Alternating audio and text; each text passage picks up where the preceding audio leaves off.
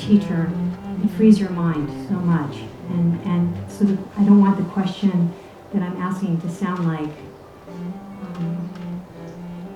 that's not important or effective. It's like an unspoken rule that you don't talk about your doubts, an unspoken rule that you don't question the teacher.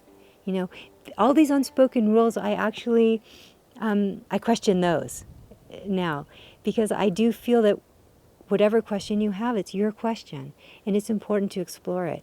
And you can explore it in a very respectful way. And so that's what I really ended up doing with my relationship to Rinpoche, and it's been a very profound experience.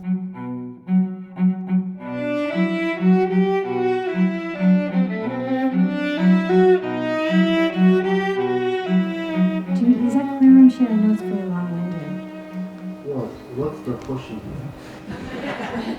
Well, it has to do with this statement, things as they are. Yeah. When I say things as they are, I'm not saying something that exists. Were you his first Western student, or his first student at all? I think I was his first formal student of any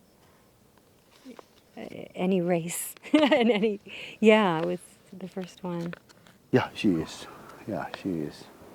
She was the one first to sort of ask to be a student and, study with me. So she is. I usually then I started taking up rock climbing. Now you should imagine how high I can climb, really vertical.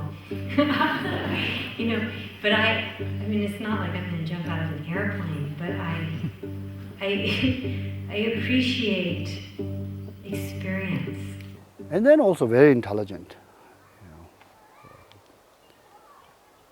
There's the sort of intelligence of learning, but also intelligence of putting what you learn into the practice or into experience. And a great mom and really a good friend for me. Curiosity, wonderment, amazement, and awe. We would have none of that if we already knew. We would have no awe or surprise. We'd lose the challenge of unscrambling our own personal mystery. We wouldn't grow. There would be no more open questions to ponder, no koans to play with. In fact, life would be inert. Would anyone want that? I doubt it. Better than to walk by faith. I'm only 20 years old. In my daily life, I could see how I might slack a little bit.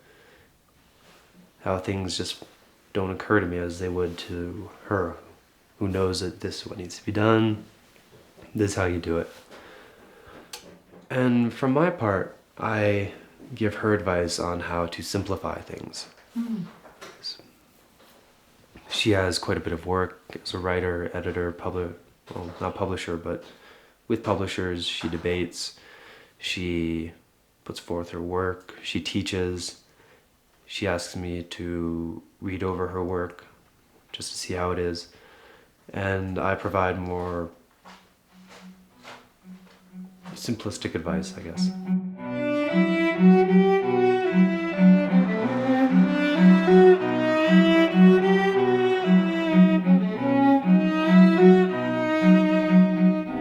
I was in retreat for so many years, and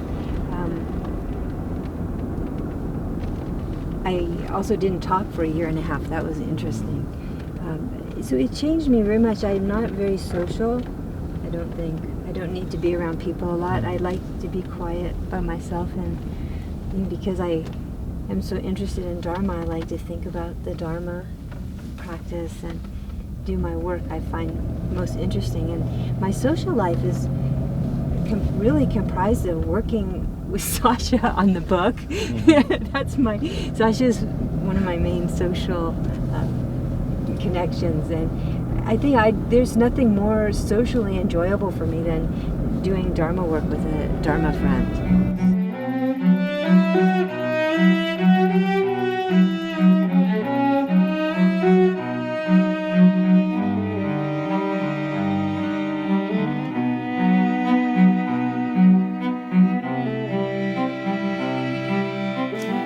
Chapter 17. Beyond blindism and doubtism. In the traditional texts, we see disciples jump off cliffs, stick splinters of wood under their fingernails, and build huge monuments, which they have to tear down and re-erect, all at the request of their teachers. It's impressive and touching. Nevertheless, we often have questions about these extreme expressions of devotion. Do these stories suggest we should put our discerning intelligence aside and simply do what our teacher asks? Does it mean we should believe whatever we hear because the teachings say so? Rather than feeling inspired by such examples, we start to question our faith. I grew up in a very atheistic environment. My grandparents came from Russia, and they were communists or socialists. And my dad, too, wrote for the underground communist newspaper at UCLA. Kind of a radical socialist type background, and no, not religious at all.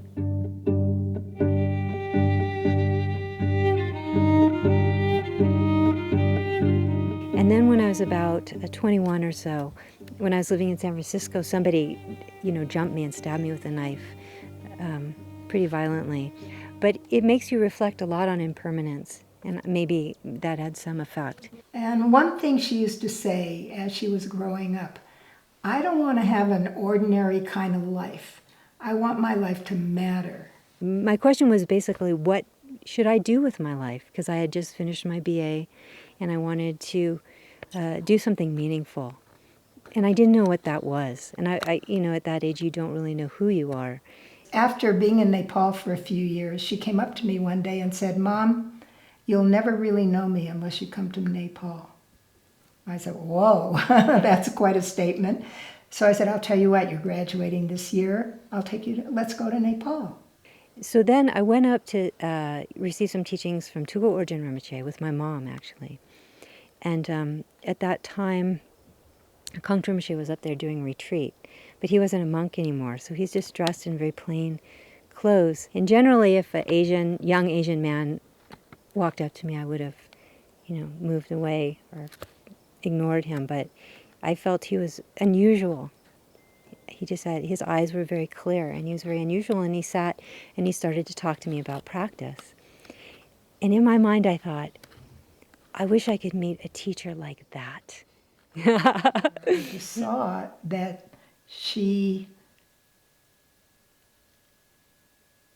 completely, this was it for her. I saw it. And she never would go out with a short guy. She had a thing about it. They had to be tall all the time. And I said, Elizabeth, he's short. She said, Mom, this is different. And then I found out he was a Rinpoche. And so then I started to ask for some teachings. He was very interesting. In some ways, the kind of depth that he has now, he had when he was 21.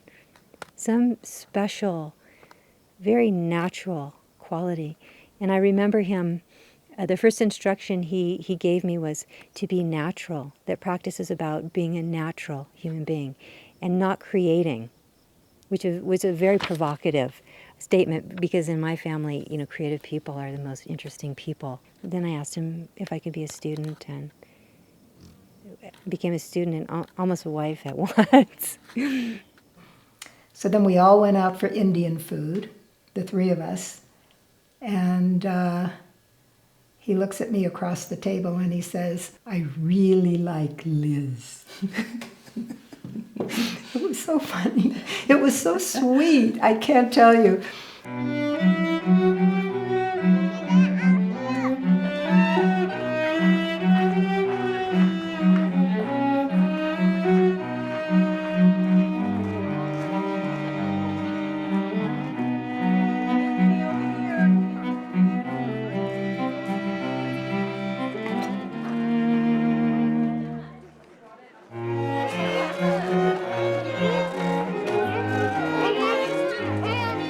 For instance, the pen. Can I borrow your pen? Well, can't do it with this pen, but I like to mess around with pens. And at first, it's kind of difficult. But gradually, as I do it more and more and more and more, I get better and better and better at it. That's habit. That's habituation. You become better at it because of the longer you do it. Now, respect is the same way. The more often you remind yourself to hold respect for someone, the better you will become at it. First of all, I have to say that, one of the most actually important reasons is John Paul being kind of born as a son of Elizabeth and myself. If John Paul wasn't a born, I don't know whether I would have really came to West, lived in the West.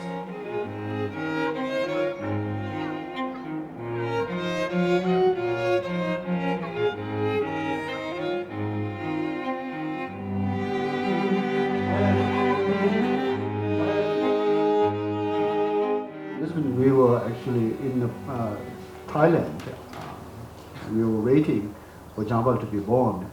Elizabeth wanted to give birth to John Paul on the same day as I was born, as a gift. And I thought that was just impossible. I mean, it's just kidding. Is it really true that you purposely tried to have John Paul being born on the same day as Rinpoche's? I did. I did. Yeah. How come? I mean, it's such an unusual thought. Well, I just thought it was a nice birthday present.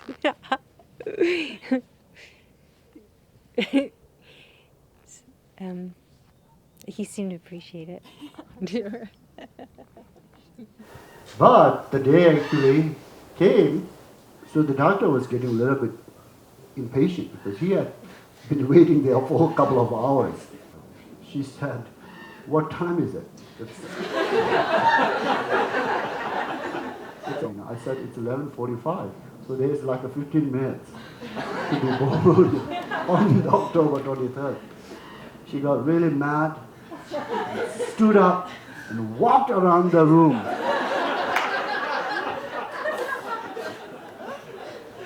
And within 10 minutes, John Paul came out. I don't know if it was so much about stopping the labor. It was more about pushing when it was time, enough to make it happen. That's how it happened. Will, what a will can actually produce. I was so amazed. And I was so amazed in the whole process. I was holding John Paul, and she said, "What is it?" And I said, "It's a baby." It's really not a joke. It's a real true story. She said, "I know it's a baby. Is it a boy or girl?"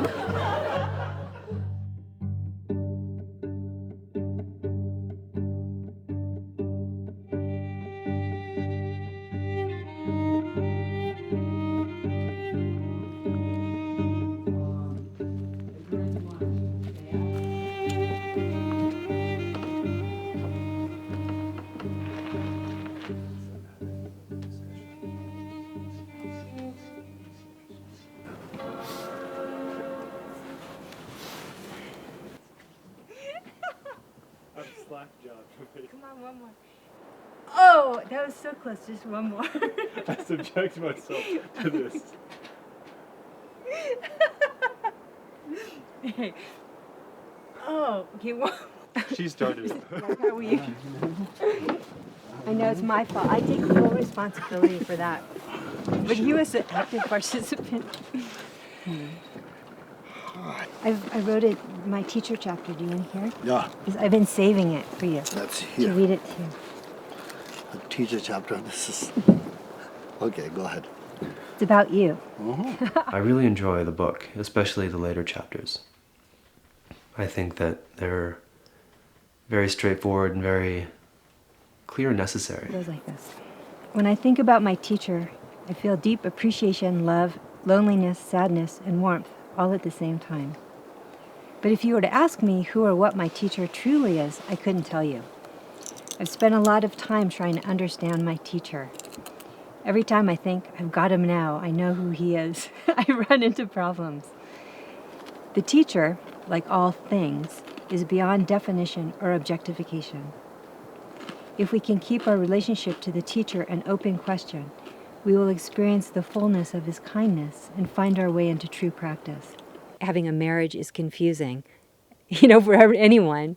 So, how do you're especially when you're young and you're not quite sure what that means, so it takes perhaps a while to develop into that. But to have a teacher, that's something that takes a long time to understand. And, here I was, and I have strong desire for my own freedom, and how do you serve and how do you maintain your own integrity in that way? And sometimes you want to speak out and you're not sure you should. I mean, this is this dilemma for all students and teachers. What if you don't agree? What should you say? Am I just following blindly? When we enter the spiritual path, we have a lot of fantasies as to what a teacher should be. A father, a superhero, a monk, a perfect Buddha. We may expect certain behavioral traits in our teacher, such as political correctness. We may expect lightness and humor or prefer seriousness and piety. We may want attention or independence, but generally we want a savior, and we want to be saved in a way that is comfortable for us. See your teacher is a perfect Buddha. What does that mean? This is a huge koan, particularly for the Western mind. And this was my koan. This was my biggest koan throughout my practice, up till now. When we think of the teacher as a perfect Buddha, we are just thinking of this limited image we have of him, what we want him to be. Our idea of perfect is forced and contrived, not experienced. This is because the way we see the teacher is not perfect. So when our teacher, our perfect teacher, does something we don't understand, we have a hard time maintaining our grand and static view of him. Perfect falls apart. When this happens, we start to see the teacher as an ordinary guy and have to fake our devotion a little, pump it up, so to speak. Meanwhile, we wonder what went wrong. We wonder, is my teacher failing, or am I just a horrible student? Where did my devotion go? Why can't I be like the disciples I read about in the text? Why can't I see the teacher as a perfect Buddha? This big dilemma comes from having a very small view of the teacher.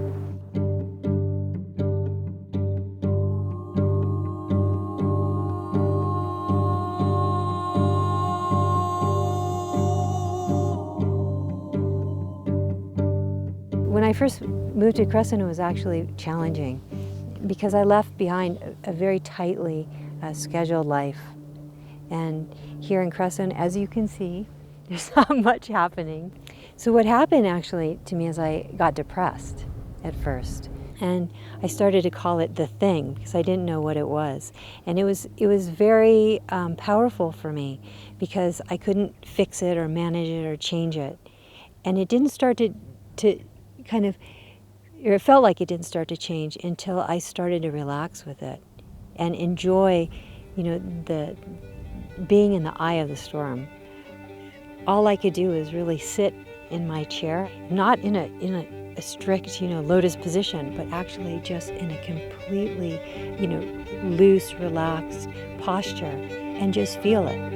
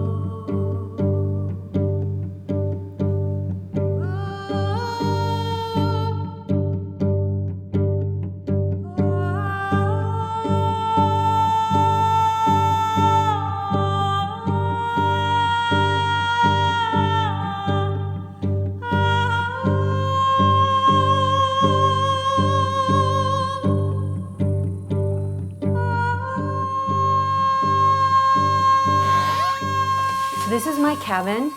I spent 6 years here in retreat. Totally solitary. 4 years very strictly solitary and 2 years mostly solitary. I love it in here. And then this is my shrine room up here. This is where I practice, sleep, watch the pine cones change. Watch where the sun and the moon are every day. When I came into retreat, I was extremely tight and like self-protective. Once Rinpoche felt like I was overdoing it, I just had such a strong idea of, my environmental space. He took me out of retreat once because of that. I didn't want to talk to anybody. I didn't want to relate to anyone. He took me to the hot springs, the naked hot springs, to completely, it was like complete exposure. And I actually ran into someone I knew, one of the students, and they, "Aren't you in retreat?" So it was kind of started to break apart my kind of protective, because that's not really what retreat is, or what boundary is about. And that's a very interesting topic, because when you come in, you think you're protecting yourself from something outside. What it turns out in the end is that you feel more connected to everything else than you ever did.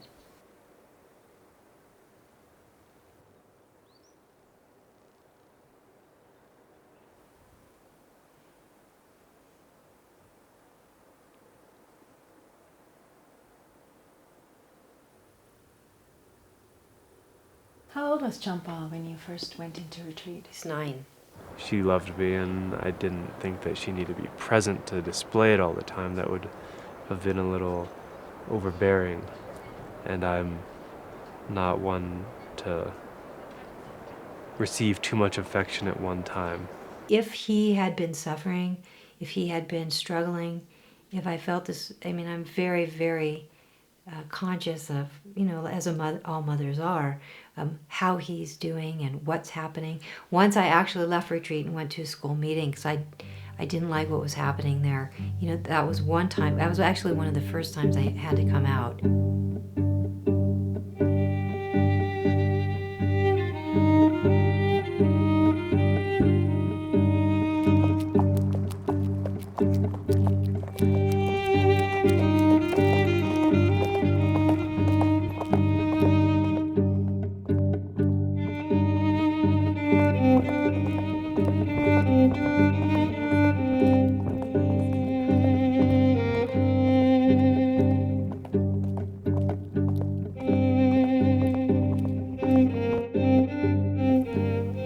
Feel free.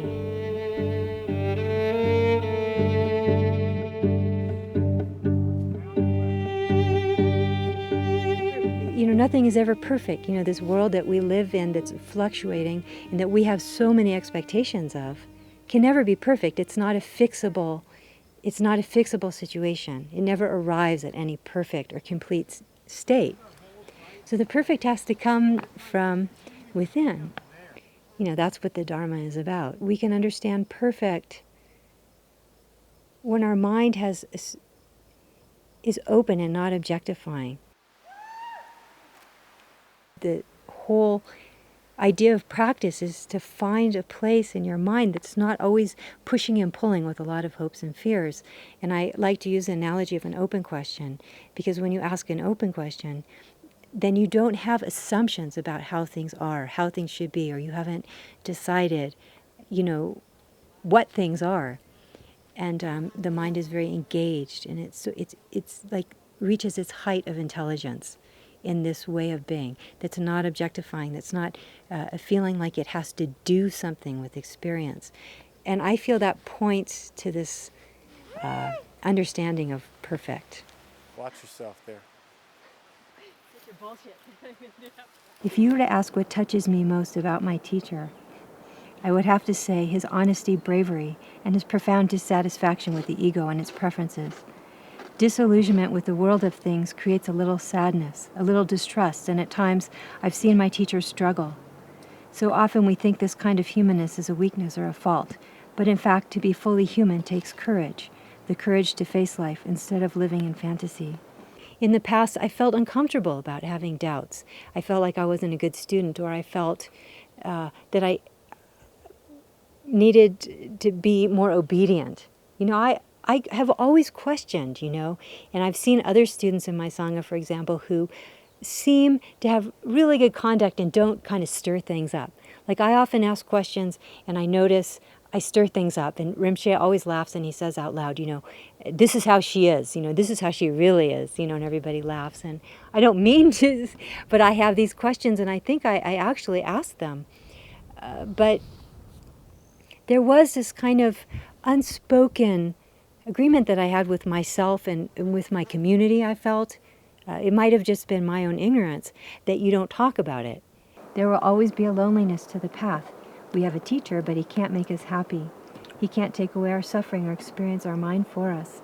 There's a loneliness in realizing it's up to us, that we have to confront old age, sickness, and death alone. Our pain is our pain.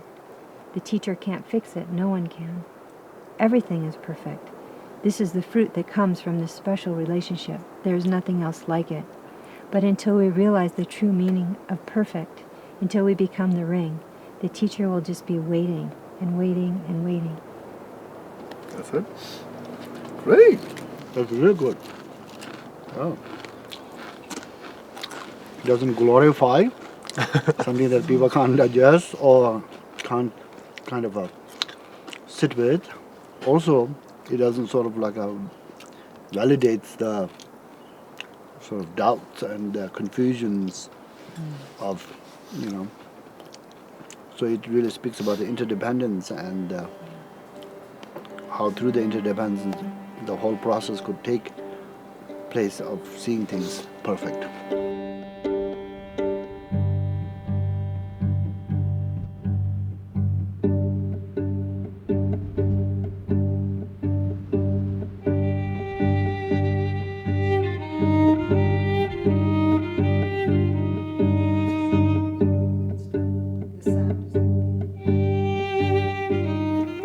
I started off as